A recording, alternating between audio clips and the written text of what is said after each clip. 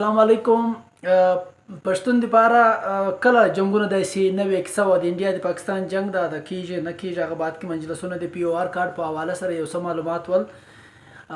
ډېر ماته وروڼه ټلیفون کوي چې د پی او آر کارډ به څنګه سي، پی او آر کارډ هولډر چې د هغه د هغو باره کې به پاکستان کومه فیصله وکړي.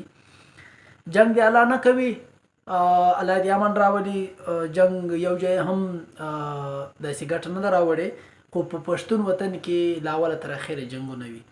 پی او آر کارډ په حواله سره پېښور های کورټ یوه فیصله وکوله په 7 اپریل، دا اوس 13 اپریل 2025 کې یوه فیصله دا وکوله له ننه څخه په 2024 کې 7 جولای په 22 تاریخ باندې یوه فیصله وسوه. هغو کې دا وویل چې د پاکستان کې چې کوم پی او آر کارډ هولډرز دي هغه به تر 30 2025 پورې به دو ته یو څه هم نه ویل کېږي. 30 جون پورې 2025 پورې دا خلک دي دلته خپل اکاونټین هم جاري وساتي، خپل رهایش هم جاري وساتي، خپل تعلیم دیم بچیانو جاري وساتي، کوم معاملات زندگی چې دي هغه دي جاري وساتي، دوی ته به یو څه نه ویل کېږي. حال موجوده کې چې دا د افغانیانو دپاره ډېرې پریشانۍ جوړې سوې، ډېرې ډیپورټ کړل، ملک ته واخیستل.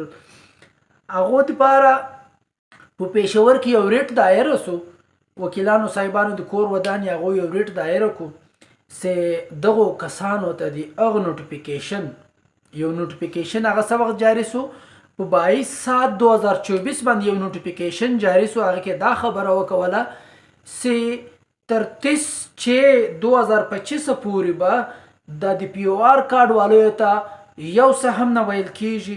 دا به تر 30 2025 پورې په پاکستان کې اوسي. دوی ته ټایم ور ایکسټینډ کړو، ور زیات یې کړو، ټایم یې ورکړو. خو بیا پریشانۍ جوړې سوې، کورو ته به او تلاشیانې وې، پی او آر کارډ والي هم تنګول، ای سی سی کارډ وال خو باقاعده گرفتار به کړل، پریشانۍ به ورته جوړې کړې، پس هغه به ډیپورټ کړل، هغه به ملک ته تر بارډر ور کراس کړل. و به هم وال به حرمتي به هم وکوله. دوی د پښتون له قدره څه خبر دي؟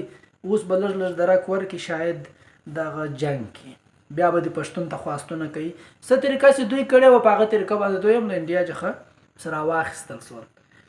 خبره داسې ده تر 30 جون 2025 پورې، شپږمه میاشته 13 تاریخه پورې 2025 پورې تاسې ته که هر چا، که پولیس ته، که بل اداره ده، که بل اداره ده، تاسې ته د تاسې بې حرمتي وکوله.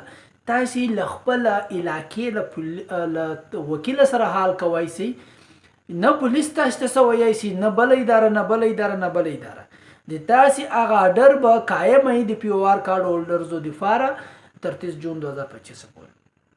نو په کار ده چې ښایسته پښتانه دي ځان په دې خبر کړي او څوک چې د دوی بې حرمتي کوي هغو ته په سترګو کې سترګې ور دي او دا خبر ورته کول دي چې د انسان زوی جوړ سه، ما ته دغه اډر سوی ده، په دې اډر زه خبر یم.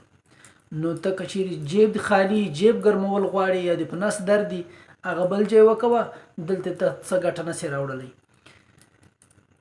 پښتون خوندور او قدرمن قوم ده، په هغه کې دا بې قدره خلک په دې نه دي خبر. نو تاسې ګیله مه کوئ په دې شي باندې. تاسې خپل په پاکستان کې چې کوم ضروریات پراپرټیانې دي یا کوم چې ترتیب روان کړی ده، هغه ترتیب تر 30 جون پورې تاسې بالکل جاري وساتئ.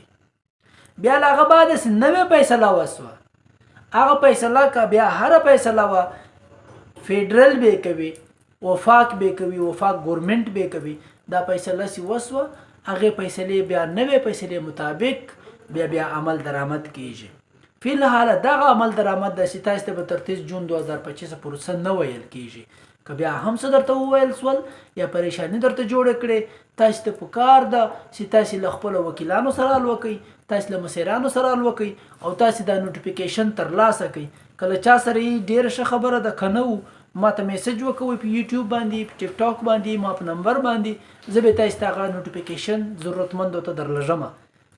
په وخت ضرورت کې یا وخت ضرورت له مخه هم تاسو دا شی له ځانه سره ښوولی سئ. الله می هر وخت خوشاله او آباد لره. قدرم په موږ معلوم ده. الله می قدرمن وساته، الله می خوشاله وساته، له هر پریشانی خلاص وساته. په الله می سپارم. الله حافظ.